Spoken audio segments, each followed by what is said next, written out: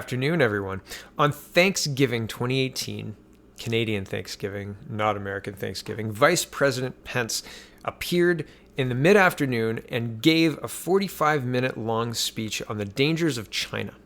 And it was kind of out of nowhere. I don't think anybody had been, at the time, Russia was top of mind for everybody. Russia.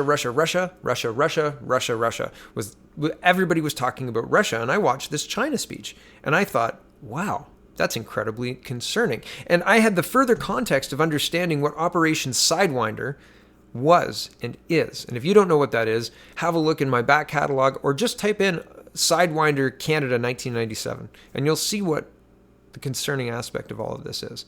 But here is the Canadian Institute of Steel Construction, CISC, and the Institute for Canadian, well, that's the ICCA, that's the French one. But there's a second acronym I'll get to in just a minute. And they're talking about how one of the biggest public work projects in Canadian history is being given to China.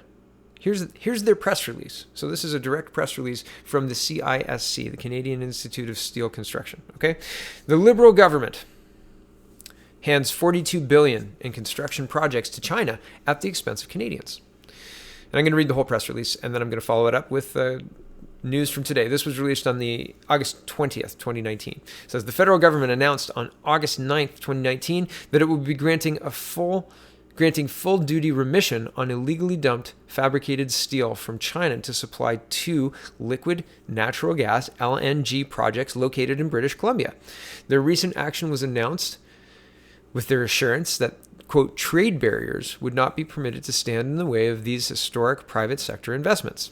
The two projects involved are LNG Canada and Wood Fibre LNG, both located at the coast of BC.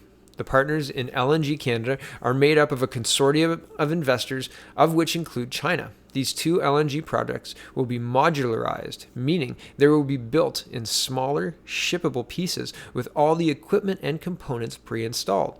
The modules will be connected on-site, requiring very few construction workers. Essentially, in doing so, the largest project ever in the history of Canada will be handed over to Chinese business and workers.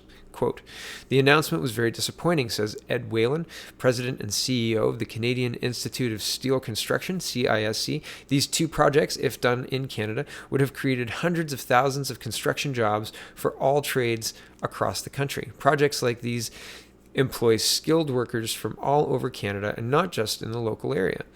This is a hundreds of thousands of jobs lost kind of mistake. The duties on fabricated structural steel have been implemented by the Canadian International Trade Tribunal, the CITT, under the Special Import Measures Act, the SIMA, after proof that China, South Korea, and Spain were found to be illegally dumping into Canada. An appeal of the CITT's decision is currently pending in the Federal Court of Appeal. Quote, the government has called SIMA, and the rulings of the CITT, quote, trade barriers in their announcement. For the government of Canada to call their own fair trade process a trade barrier is dumbfounding, says Whalen. This statement will send shockwaves across all Canadian industries contemplating future capital investment and their viability in Canada. Last fall, the federal government provided $275 million of taxpayer money to LNG Canada to encourage the project to go ahead. Interestingly, the maximum duty on steel from China would have been $275 million in total cost. Quote, for the Liberal government to double down with a remission was not necessary. They got their duty money last fall, and now they got it twice. Says Whalen. Minister Morneau also stated last fall the government would let the legal process take its course before any further action by government. The Liberal remission appears to be a preemptive move to override or influence the courts. Modules are custom for each construction project. Canada has been assembling modules for many years with the projects like those in Alberta. The argument that Canada does not or can't do this work is false. What is true is that international oil and gas companies want the lower cost.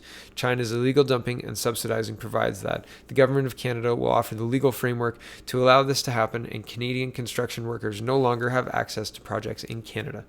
And there's background about the CITT and the CISC, the Canadian Institute of Steel Construction, and the Canadian International Trade Tribunal. So that's interesting. Lots of money flowing to China, and that's just one small piece. There's lots of other money. The Chinese or the Asian Infrastructure Bank is another aspect to this, but there's a lot of aspects to this very complicated China file. And, well, here's another one. Global News is reporting, and this is the up-to-date article. This is today's article, August 22nd, 2019. Pompeo says U.S. working diligently for Canadians detained by China. So, well, here's the article. U.S. Secretary of State Mike Pompeo says American officials are working diligently to try to secure the release of 2 Canadians detained by China. He made the remarks during brief comments to reporters shortly after arriving in Ottawa on Thursday morning for his first official visit ahead of the G7 summit in Biarritz, France, this weekend. Sorry, I've got that wrong, and I understand that. The plights of Michael Korvig and Michael Spavor and how to deal with Chinese aggression more broadly are expected to be a major focus of the meeting between the leaders. Quote, please do know our team is focused on helping those two Canadians be released, he said. China needs to honor the commitments it's made to the world, and it's our expectation they'll do so. We are working on it diligently. Pompeo also stressed the desire to get the CUSMA, or the USMCA, as it's known in the United States, the renegotiated NAFTA trade deal, ratified. I scroll down. On Thursday, the Chinese embassy in Ottawa issued a statement saying bilateral ties between Canada and China are suffering, quote, gross difficulties. The statement also repeated calls for the release of Meng Wanzhou. Canadian officials have repeatedly urged the U.S. to do more to advocate for the release of the Canadians and bring pressure to bear on China, since Meng was detained at the request of the U.S. and in accordance with the long-standing extradition treaty between Canada and the United States. Trudeau said the question of what more can be done will be among the issues discussed on Thursday. That's today. Quote, we have a lot of issues just ahead of the G7, lots of global issues, he said. We will, of course, be bringing up the plight of the 2 Canadians in China, both thanking the Americans for their support on that issue and how to move forward. Foreign Affairs Minister Chrystia Freeland and Pompeo are scheduled to hold a joint press conference on Thursday afternoon, where they will likely face further questions about the extent to which the U.S. will advocate for the detained Canadians. Trudeau is set to depart on Friday for the G7 summit.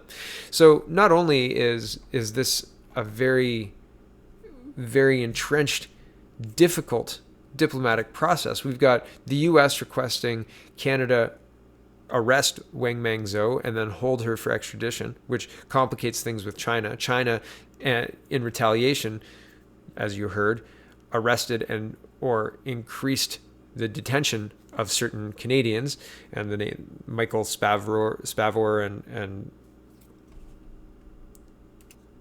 Korvig, and all of that plays into all of the rest of what's going on, right? The Trudeau's missteps, Trudeau's mishandling, and even back to the mishandling of trade when Donald Trump was requesting milk and requesting to work with anybody but Chrystia Freeland, and Trudeau kept sending Chrystia Freeland, and until the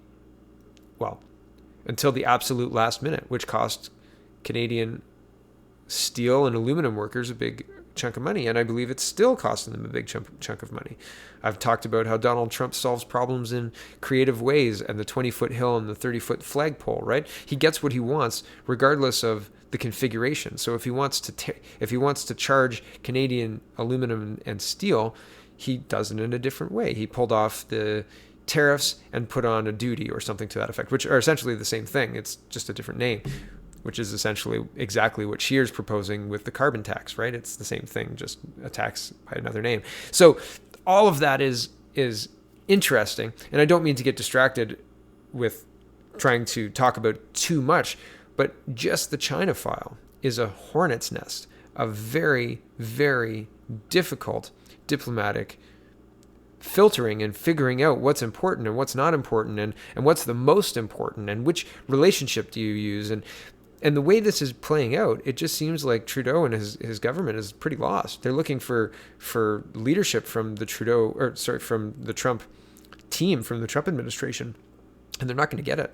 They're not going to get it because Trump put them in this situation, right? Trump waited for the plane to land, or I don't know if the plane was in the air or not. I've heard conflicting reports, but he made sure that Canada was in a position that they had to respond to the United States, their historic friend and biggest trading partner, requesting arrest and extradition of this potential person of interest, and they had the goods. They had every right to do that, and Trudeau just didn't have the ability to play the chess game that Trump was playing. And Trump won. He got Trudeau in the position that he wanted him to be in, which is the same position he's in now, begging the United States for help. Right? You see how, I mean, Trump plays chess. And you can think that he's an idiot, and he will use that to his advantage. And I promise you that. And the attacks that our prime minister consistently and enthusiastically reported by the press consistently puts on the president of the United States are just blowing up in his face spectacularly. It's like watching the cigar explode on an Acme or a Looney Tunes cartoon, right? Like it's almost cartoonish. It's more than that, except that it's real life and it affects real people. And these steel and aluminum businesses are being affected to the tune of a lot of money, and the Canadian government is facilitating it in a weird attempt at placating China. So all of that is me saying this is complicated, and I don't know how it's going to finish because, well, I mean, there's an election coming up, and the current response of Canada to the Chinese aggression and what they're doing on all levels, from the detained Canadians to the diplomatic channels to their completely ignoring Canada. I mean, I think Chrystia Freeland was begging in the Canadian papers, "Hello, please take my call. We'd love to talk to you."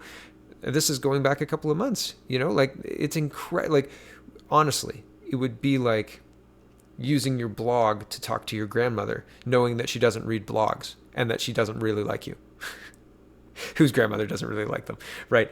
So I digress. This is a complicated problem, and one that we're not going to see a way out of until I think after the election, because it's going to set the tone. Either we're going to double down if Trudeau is reelected in a minority situation, or if Scheer's elected in a minority situation, then he's signaled a change in direction on China, but he hasn't fleshed it out very much, which is true of most of Scheer's positions.